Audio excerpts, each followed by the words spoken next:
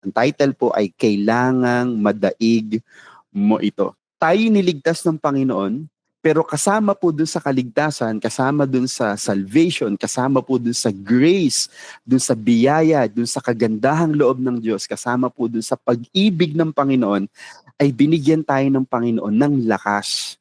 Hindi ibig sabihin na ang Panginoong Hesus ay namatay na sa krus para sa atin, ay hindi na tayo magkakaroon ng problema, wala na tayong magiging battle sa buhay. Ang totoo, real life, no? Marami pa rin tayong mga pagsubok, marami pa rin tayong mga battles. At yung pong biyaya ng Panginoon ang nagbibigay sa atin ng kakayanan para ito ay ating mapaglabanan. Pero ngayon pong gabi, meron akong specific na battle na gusto ko pong pag-aralan natin. It is a serious matter. At mababasa po natin yung ating opening verse sa Genesis chapter 4 verse 7. Maaalala po ninyo na pinag-usapan natin si Abel at si Cain, yung unang magkapatid sa human history. 'Di ba? Anak sila ni Eva at Adan. Si Cain ang unang-unang taong nakapag-commit ng murder. At nagawa niya yon dahil sa inggit, dahil meron talaga siyang kasamaan sa kanyang puso. Nung natutunan nilang magkapatid na maghandog sa Diyos, yung handog ni Abel ay tinatanggap ng Panginoon, ino-honor ng Panginoon. Pero yung handog ni Cain, hindi tinanggap ng ating Panginoon. Bakit nga po? Dahil meron ng kasamaan sa puso ni Cain. At babalikan po natin yung conversation ng Diyos at ni Cain. At doon po natin kukunin yung ating pag-aaralan ngayon. Again, marami tayong battles in life, pero merong tayong specific battle na pag-uusapan po natin ngayon na naniniwala po ako na kapag ito ay nadaig natin, marami tayong battles na pwede nating mo-overcome. Genesis chapter 4 verse 7. Ito po yung sabi ng Diyos kay Cain. Ano po? Dahil si Cain, nagalit siya dahil hindi nga tinanggap ng Diyos yung kanyang handog. Kaya pinagplanuhan niyang patayin yung kanyang sariling kapatid. Ito po yung sabi ng Panginoon. Kung ikaw ay gumawa ng mabuti, hindi ka ba tatanggapin? Okay, ibig sabihin po mga kapatid, nung naghandog si Cain, meron na talaga siyang kasamaan. O hindi lang dahil yung dala-dala niya ay hindi gusto ng Panginoon. Ako po, naniniwala ako sa Panginoon. Even sa pagbibigay natin, even sa generosity natin, hindi binibilang ng Panginoon kung magkano yung binigay natin. Naniniwala ako, mas nagmamatter sa Panginoon yung laman ng puso natin. At nung si Cain ay naghandog sa Panginoon, naniniwala ako na may nakita ng kasamaan ang Diyos kay Cain. Kaya hindi niya tinanggap yung handog ni Cain. Kaya ito yung tanong niya nung nakita niyang nagagalit si Cain. Kung ikaw ay gumawa ng mabuti, hindi ka ba tatanggapin? At kung hindi ka gumawa ng mabuti, ito na po yung pag-uusapan natin, ang kasalanan ang nag-aabang sa pintuan. Ikaw ang nais nito, subalit kailangang madaig mo ito. So mga kapatid, ito yung serious battle na pag-uusapan natin ngayon. Yung kasalanan. Mga kapatid, alam ko, naniniwala ako at inaangkin nyo, kiniklaim nating lahat that we are saved and we are forgiven.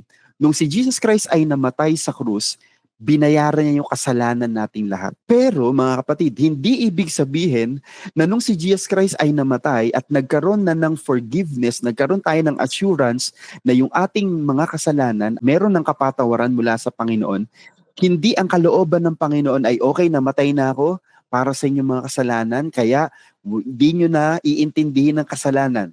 Nope, mga kapatid. Naniniwala ako, ang binayaran ng Panginoon ay yung parusa sa ating mga kasalanan. Ulitin ko po, hindi niya inalis yung kasalanan, mga kapatid, nandyan pa rin siya, nag-aabang, kagaya ng binasa natin. Pero yung parusa, kapag tayo ay nagkasala, yun yung inako ng Panginoon. Ngunit, dahil ang Panginoong Hesus ay namatay para sa atin, yung banal na spirito po, yung Holy Spirit, na ngayon ay nananahan sa atin. Kapag ang isang tao ay tumanggap sa Panginoon, nagkaroon siya ng personal relationship sa Panginoon, nagiging temple siya ng banal na spirito. At yung Holy Spirit po na nananahan sa atin, siya po yung nagbibigay sa atin ng conviction kung paano po tayo mamumuhay ng tama at matuwid sa mundong ito. Again, niligtas tayo ng Panginoon mula sa kabayaran ng ating mga kasalanan, but still, ang kasalanan po is a serious battle na kailangan nating madaig sa buhay natin. Bakit? Bakit po? Kasi tingnan niyo po yung nangyari kay Cain. Yung bang kasamaan na meron si Cain, nagdala sa kanya sa mabuting kalagayan? No. Mga kapatid, kaya tayo tinuturuan ng Biblia na iwasan ng kasalanan, magtagumpay pa rin sa kasalanan, kasi inililigtas tayo ng Panginoon sa maraming patong-patong na consequences. Just like Cain. Mga kapatid, hindi KJ ang Diyos, kaya sinusulat niya sa Biblia yung mga dapat at hindi nating dapat gawin, hindi dahil KJ ang Panginoon. Kaya niya tayo tinuturuan na ito yung dapat nating gawin, ito yung pamantayan na gusto ng Panginoon, na gusto niyang lakaran natin. It is for our own good. Why? Dahil po, constant po ang pattern, kumbaga ang equation ng mundo ay constant yon. Parang 1 plus 1 equals 2. Constant yon, mga kapatid. Sa umaga, sumisikat ang araw, sa gabi ay lulubog ito.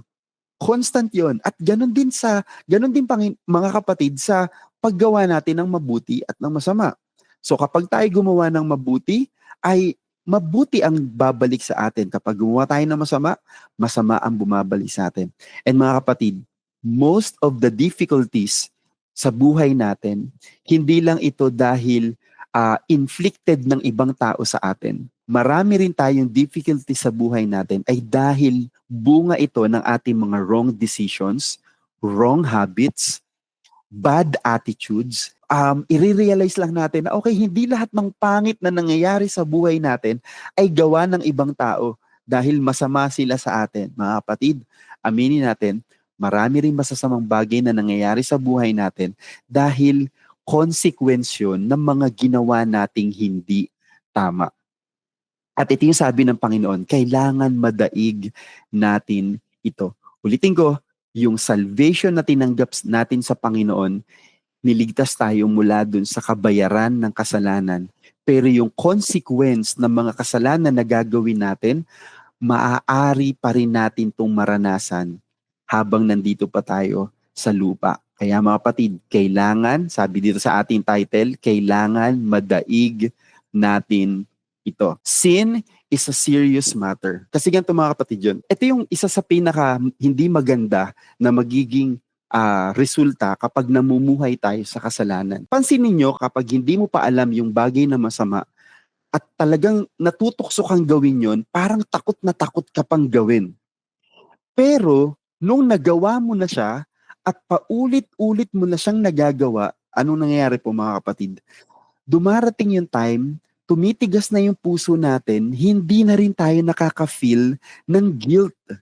Kasi parang naging normal na sa atin yung mali nating ginagawa.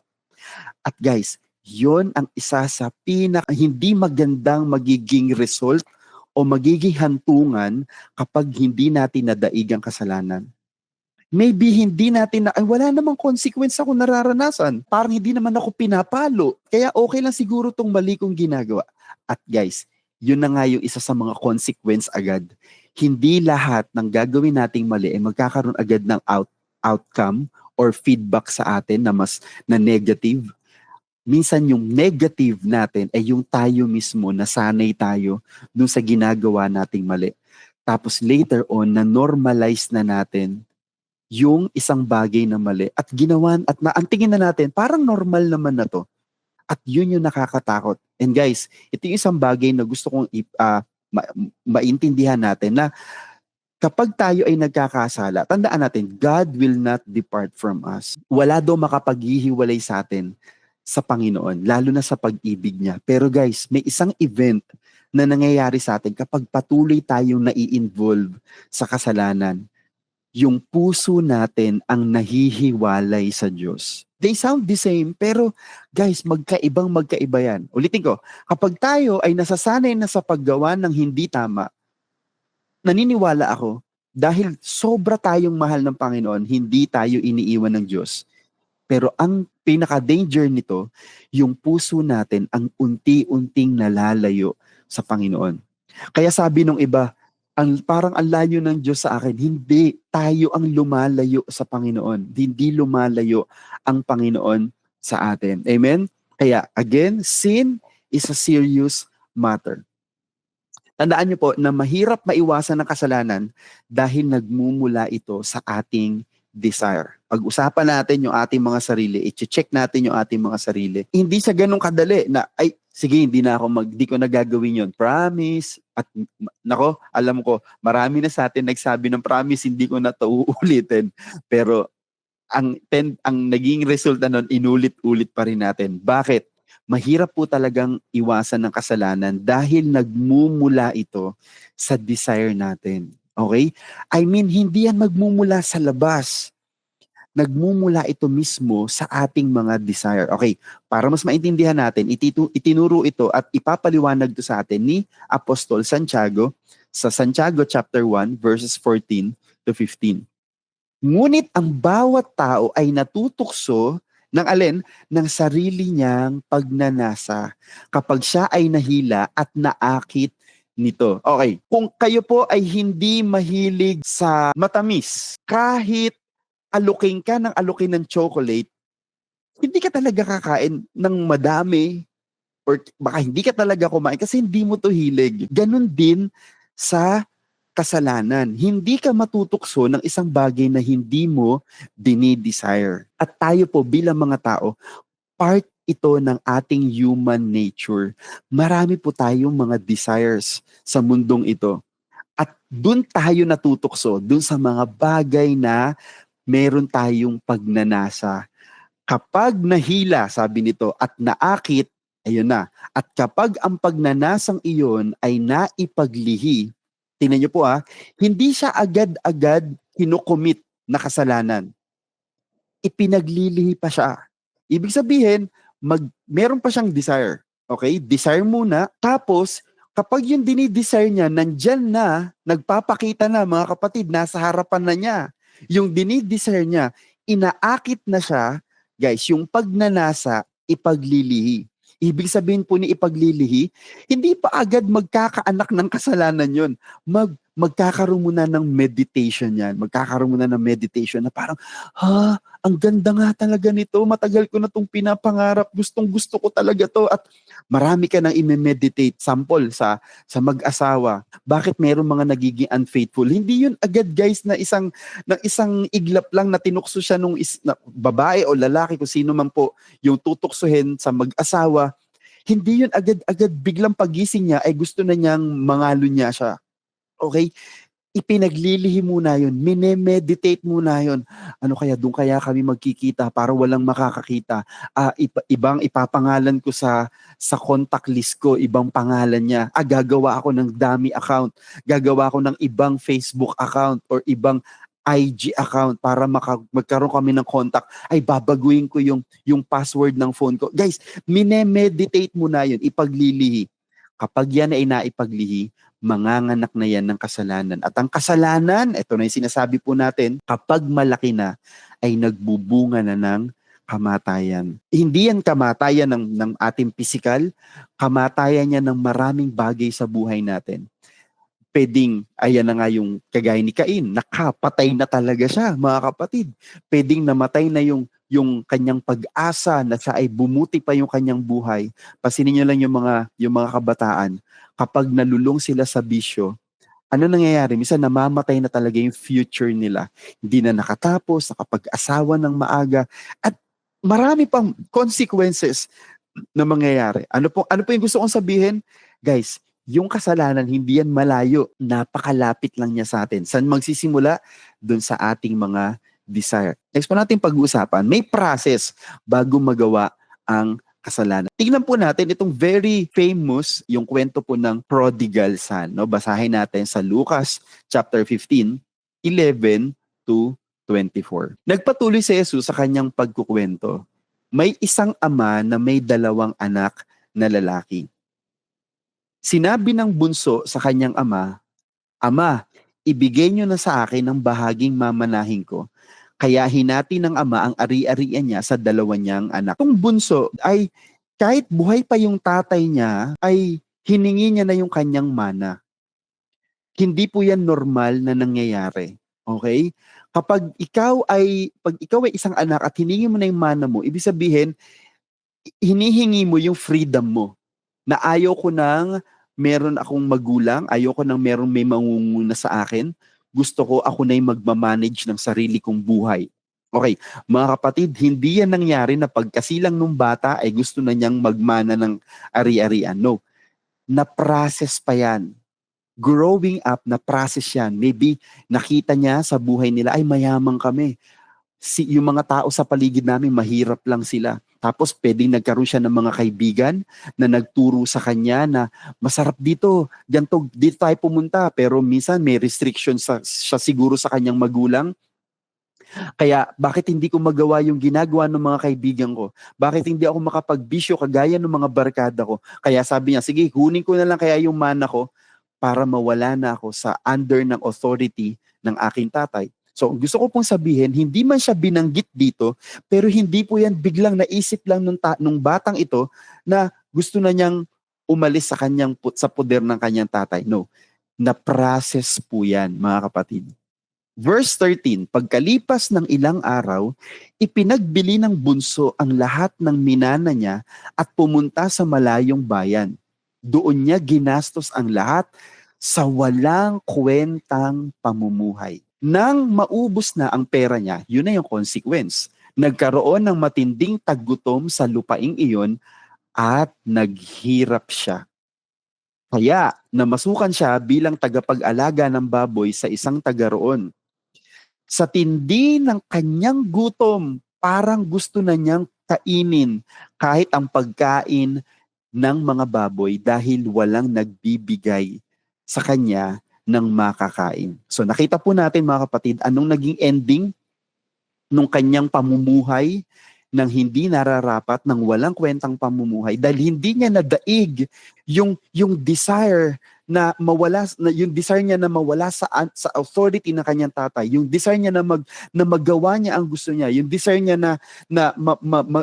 mabili niya ang lahat ng kanyang gusto. Mga kapatid, kapag meron tayong mga restrictions sa buhay, be thankful. Kung meron mga anak na meron pa kayong mga magulang na nire-restrict kayo, guys, be thankful na meron pang ganung mga tao sa buhay natin. They are God-sent people sa buhay natin para hindi tayo totally, kagaya ng alibugang anak na to, mapariwara yung ating mga buhay. And sometimes mga kapatid, may mga tao talaga na parang nangingialam sa buhay natin, pero alam natin meron silang significant role sa buhay natin, pero hindi lang natin ma-appreciate ngayon dahil nasasaktan ka dun sa kanilang pangingialam. Pero if that person is God-sent, no? Kung yung taong yan ay talagang kinansangkapan ng Panginoon, kahit nasasaktan ka pero nasasabihan ka, pero later on marirealize mo, buti na lang may mga taong ganun sa paligid mo. Dahil kung wala kang restriction sa buhay mo, gagawin mo lahat ng gusto mo, hindi yun ang totoong blessing, mga kapatid. Ang totoong blessing, hindi yung mabibili mo lahat ng gusto mo, magagawa mo lahat ng gusto mo, mapupuntahan mo lahat ng gusto mo. Ang isang blessing, mga kapatid, ay yung merong kang restrictions sa buhay mo. Ito yung guys, may process yung bago makagawa ng kasalanan. Ano makikita natin? Sabi nga natin kanina, magsisimula yan sa desire, then magkakaroon ng meditation, i-meditate muna na yun. Okay? At then, kapag na-meditate niya, magkakaroon siya ng decision at kapag nakapag-decide na siya, he will take action. At guys, ito na nga yung isa sa mga dangerous na magiging result kapag namuhay na tayo dun sa maling paraan ng pamumuhay. Titigas yung puso natin. Alam mo yun, yung tipong kahit may mga tao nang nagsasabi sa'yo, hindi mo na sila ma-appreciate. Ang tingin mo sa mga taong nagko-correct sa'yo, kalaban. At the same time, ulitin ko, hindi umaalis ang Diyos ha. Parang iniisip mo, parang wala nang conviction sa akin. Parang okay na nga lang talaga itong ginagawa ko. Guys, hindi totoong wala nang conviction ng Holy Spirit sa'yo. Ang totoo, hindi mo na lang siya marinig. Bakit? Kasi mas malaki na yung kasalanan kesa dun sa tinig ng Holy Spirit. And sometimes guys, kapag matigas na lalo yung puso natin, hindi na natin ma-realize kung gaano kalaki yung magiging damages nito sa buhay natin. Bakit? Dahil lagi may consequences ang kasalanan sa buhay natin. Amen? Ulitin ko, kapag tayo ay namumuhay sa kasalanan, hindi tayo iniiwan ng Panginoon. The Holy Spirit in us still convicting us. Pero bakit parang wala na? Parang wala nang dating yung Bible verse, yung mga lessons sa Bible. But parang wala nang dating kasi mas pinaninindigan mo yung gusto mong, yung desire mo. Mas pinaninindigan natin yung gusto natin. Naniniwala ako na isa sa pinakamabisang paraan din ng Panginoon para ma-realize natin ito, ay naniniwala ako, isa to sa ginagamit ng Panginoon, itong ginagawa natin. And sometimes, may mga tao na meron kang kaibigan, no, na magsasabi sa iyo, and dahil masyado ng familiar sa iyo yung kaibigan mo na yon, hindi mo na rin kino-consider yung mga sinasabi niya. Sometimes mga kapatid, merong mga event, may mga situation na talagang sobrang anointed ng Panginoon na kahit na parang dati hindi mo siya ini-ignore mo yung mga correction, pero minsan may bigla na lang na hindi mo mapipili at hindi mo inaasahan na meron kang maririnig someone or isang event na talagang dudurugin yung puso mo. And I hope tonight, guys, ay merong madudurog sa puso natin. Sana ngayon kung may hardening na sa puso natin sa mga particular wrongdoings natin, wrong habits, sana guys, ma-realize natin. At kagaya ng title natin, sana madaig natin ito at makatulong sana ito at makaminister sa atin. Kung may process guys, yung bago makakommit ng kasalanan at magbunga ito ng consequences guys, ganun din kapag nagkasala tayo, meron ding process ang restoration. Sa tindi ng kanyang gutom, parang gusto na niyang kainin kahit pagkain ng mga baboy dahil walang nagbibigay sa kanya ng makakain. Guys, ang layo-layo ng kanyang kalagayan mula dun sa una nating nabasa yung kwentong ito hanggang dito sa part na to. 'Di ba? Mayaman, pwedeng malaprinsipe ang kanyang buhay. Ngayon, pati pagkain ng baboy, kakainin niya dahil sa tindi na kanyang paghihirap. At diretso natin. Nang mapag-isip-isip niya, yan, ang lahat. Sabi niya sa kanyang sarili, sa amin, kahit ang mga utusan ng aking ama ay may sapat na pagkain at sobra pa. Pero ako rito ay halos mamamatay na sa gutom. Guys, tingnan nyo, ano yung naalala niya? Ang naalala niya, yung bahay ng kanyang tatay. Hindi niya initially naalala yung kanyang buhay. Ang una niya agad inisip yung buhay ng mga katulong. Bakit? Kasi yun yung katumbas niya ngayon. Katulong kasi siya dun sa mga oras na pag-iisip-isip niya to. So hindi niya na ikinumpara yung sarili niya dun sa pagiging anak ng tatay niya, ikinumpara na niya yung sarili niya dun sa alipin ng kanyang ama.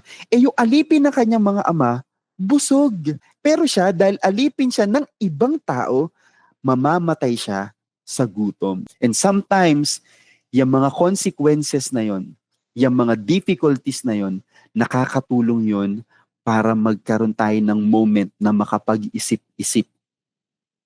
Verse 18, babalik na lang ako sa amin at sasabihin ko sa aking ama, Ama, nagkasala po ako sa Diyos at sa inyo. Hindi na ako karapat-dapat na tawaging anak ninyo. Gawin nyo na lang akong isa sa mga utusan ninyo. Di na siya naghangad na maging anak. Kasi yung palang katulong, na i-compare niya yung karanasan niya dito sa pagiging katulong niya na nag-aalaga ng baboy dun sa katulong ng kanilang tatay. Kaya ay okay na ako, solve na ako dun. Verse 20, kaya bumalik siya sa kanyang ama, malayo pa ay natanaw na siya ng kanyang ama at naawa ito sa kanya. Kaya patakbo siya nitong sinalubong, niyakap at hinalikan. Sinabi ng anak sa kanyang ama, Ama, nagkasala po ako sa Diyos at sa inyo.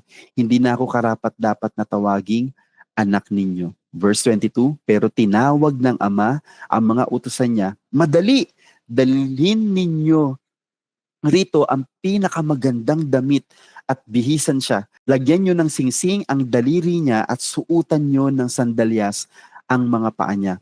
At kumuha kayo ng batang baka na pinataba natin at katayin ninyo. Magdiwang tayo. Wow! 24. Dahil ang anak ko na akala ko'y patay na ay bumalik na buhay. Nawala siya pero muling nakita. Kaya nagsimula silang magdiwang. Amen. Okay. Napakatindi naman talaga ng magiging result ng kasalanan. Although may process yan, pero salamat sa Panginoon. So ano yung process para ma-restore, makaalis tayo or makabalik tayo mula dun sa ating dapa dun sa kasalanan na yun. And what if nga guys, dumating na tayo sa point na ang tigas na ng puso natin. Pero what if nandun ka nga sa isang sitwasyon na nasasaktan ka na dahil sa mga mali mong desisyon. Remember, there is process for restoration. Hindi pwedeng tapos na ang Panginoon. Laging merong paraan ng Panginoon. At makikita natin dito sa kwento ng binatang ito, ano yung una natin nakita? Nagkaroon siya ng comparison. I-compare natin yung ating buhay, i-compare natin guys, ano yun tayo noon at ano tayo ngayon? Nung nandun na tayo dahil namumuhay na tayo dun sa hindi natin dapat lakaran, compare natin. At naniniwala ako guys, hindi talaga pwedeng manaig na mas okay ka nung masama ka kaysa nung mabuti ka. Marami tayo maaalala back then na okay talaga ako nung eto ako. Okay talaga ako nung seryoso ako sa Panginoon. Okay talaga ako nung nagpatawad ako. Okay talaga ako nung kabati ko lahat ng mga tao. Amen? I-compare natin. Then, sabi doon, na pag-isip-isip niya, magkaroon tayo ng realization. Sometimes, hindi natin kailangan mag-pinpoint lagi sa iba. Mali kasi sila, kasalanan nila to. Guys, kailangan ma-realize din natin. Hindi pwedeng laging kasalanan ng ibang tao, kaya tayo napapadpad doon sa mga kinalalagyan natin. No. Meron tayong part palagi. Hindi pwedeng laging kasalanan lang ng iba. And then, marami tayong dapat marirealize. Ano sabi nung binata? Sabi niya, yung mga katulong, mas maraming pagkain, busog. Guys, ganito lang yung realization nung batang ito. Sabi niya, ang bait ng tatay ko, no? Ang bait ng tatay ko. Kasi tingnan nyo, kung ano yung comparison, hindi lang yung buhay niya eh. Naniniwala ako na i-compare din ng binatang lalaking ito, yung kung sino yung amo. Dun sa bahay nila, ang amo dun, yung tatay niya. Pero yung katulong, sagana. Dito sa kanyang kalagayan, ang amo niya ay yung may-ari ng baboy. Pero hindi siya binibigyan ng pagkain. Ang realization dito mga kapatid, hindi lang talaga kung ano na yung kanyang kalagayan. Nakikita ko rin dito mga kapatid, ang realization niya rito kung gaano kabuti yung kanyang tatay. And guys, kailangan nating ma-realize kapag tayo ay gusto nating magkaroon at lakaran na yung process ng restoration, lagi mong tatandaan, ang bait ng Panginoon. Mabait ang Panginoon. Ang totoo, hindi niya tayo pinakikitunguhan kung gaano kalaki yung ating mga kasalanan. Kung tutuusin niya, nako guys, ang dami kong pwedeng i-share sa inyo ng mga verses, lalo sa Book of Romans. Kapag lumalaki dumadami yung kasalanan, mas dumadami yung kagandahang loob ng Diyos. Grabe. Kaya na-realize niya, mas okay talaga doon sa poder ng tatay ko.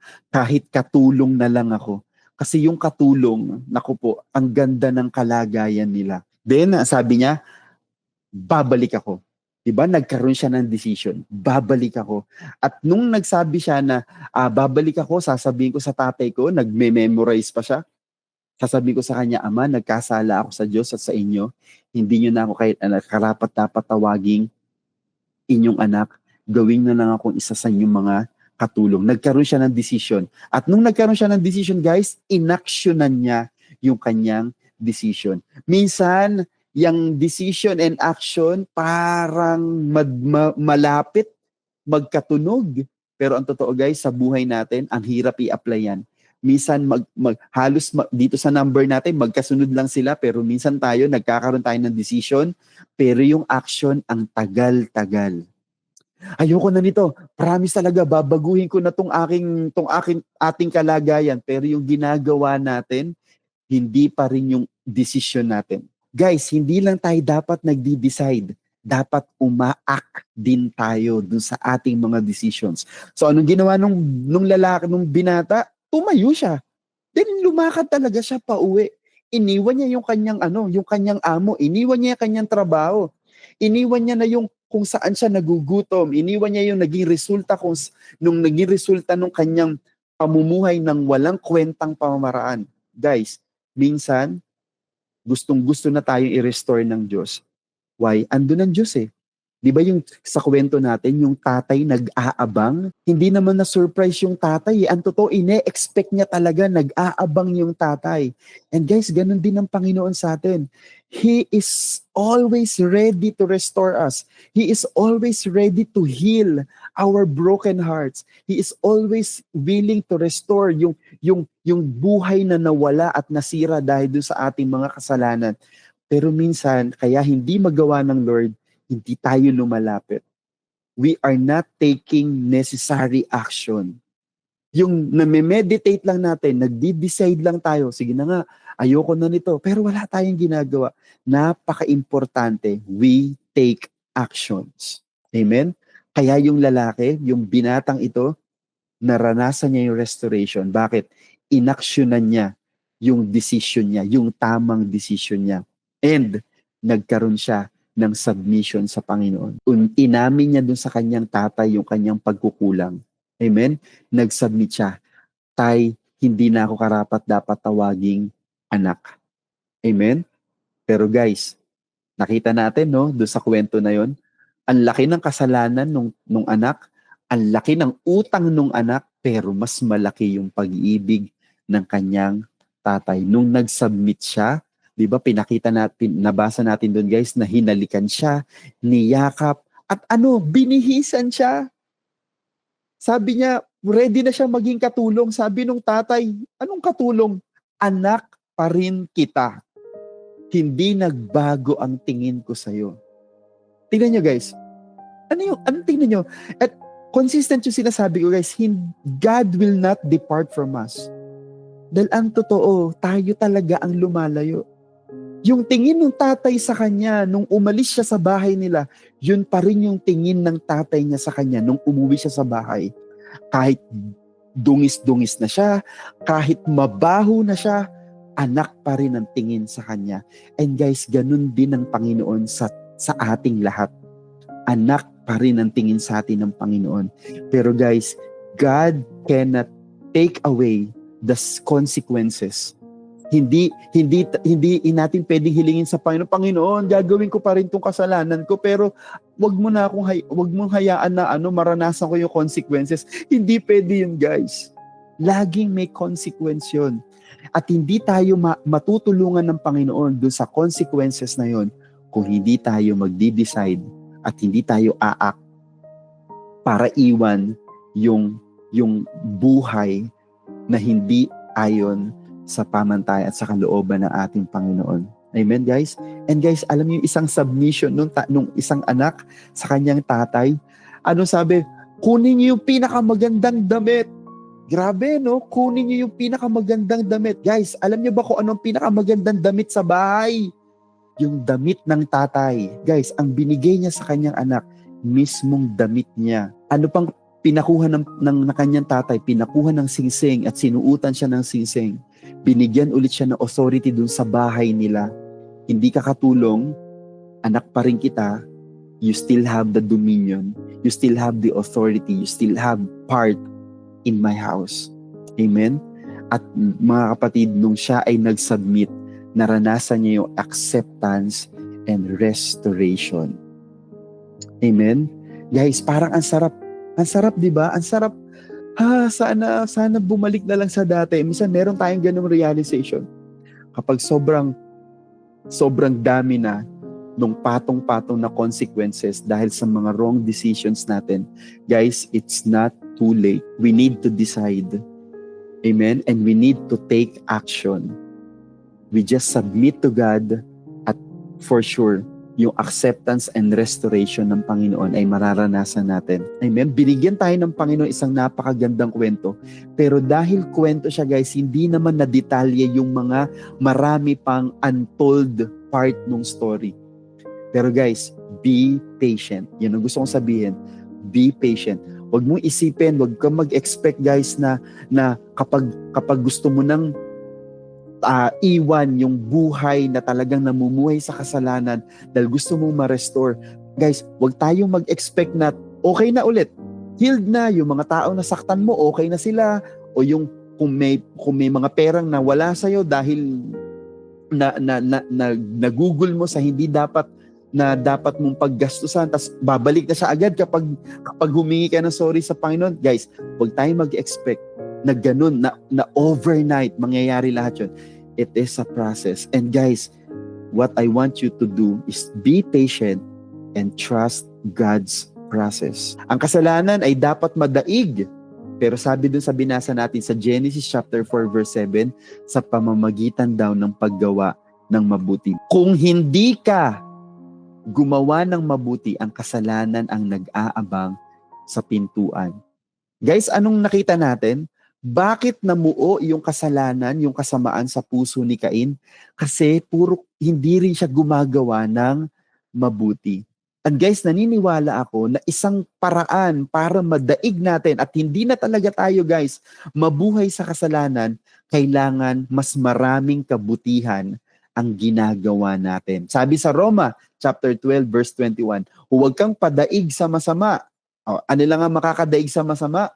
Kundi daigin mo ng mabuti ang masama. Sabi nga nila, prevention is better than a cure. Generally, ito yung mga good things na kapag mas marami tayong time gawin ang mga bagay na to, mas maliit yung chances na tayo ay madaig ng kasalanan sa buhay natin. Guys, number 1, pray consistently. Guys, very effective to. Tandaan nyo to, marirealize nyo to. Kapag humihina na yung resistance mo sa kasalanan, isa to sa ma-check mo sa sarili mo ay kulang ka sa prayer. Kasi talaga kapag wala tayong prayer life, kapag wala tayong consistent prayer life, napakahina talaga natin. Madali kang mabugnot, madali kang magtampo, madali kang maggalit, lahat madali sa'yo. Pero kapag babad ka palagi sa prayer, guys, at lagi ka nagsusumbong sa Panginoon, guys, makikita mo, ang galing-galing mo, ang bait-bait mo. Bago ka mainis, talagang mahaba muna. Okay, pangalawa, consistent meditation on God's Word. Guys, laging bigyan natin ng puwang ang salita ng Diyos sa buhay natin. Lagi siyang maraming space dapat ang salita ng Panginoon sa buhay natin because yung salita ng Panginoon, diyan tumitibay yung ating pananampalataya. Diyan natin nakikita yung mga ways at mga paraan ng ating Panginoon na dapat nating lakaran. And lastly guys, na maipapayo ko na good thing na dapat lagi nating ipapractice guys, piliin mo yung lagi mong kasama, okay? Piliin mo na ang lagi mong makakasama ay yung mga taong pinapatnubayan ng Espiritu ng ating Panginoon. Sabi nga nila, tell me who your friends are and I will tell you who you are. So guys, palibutan mo ang sarili mo ng mga taong gustong ring sumunod sa Panginoon. Wala kang perfect na taong makikita. Okay? Maging ikaw, hindi ka perfect. Pero at least someone na makaka-influence sa atin para sundin at mahalin ang ating Panginoon. Last na gusto ko pong iwan sa inyo guys, our sinful desire is permanently present. But we can withstand it if we are busy with good things. Yang desire mo, nandyan na yan. Kaya dyan ka lagi tutuksuhin. Pero we can withstand, mapagtatagumpayan natin to kapag busy tayong gumawa ng mabubuting bagay.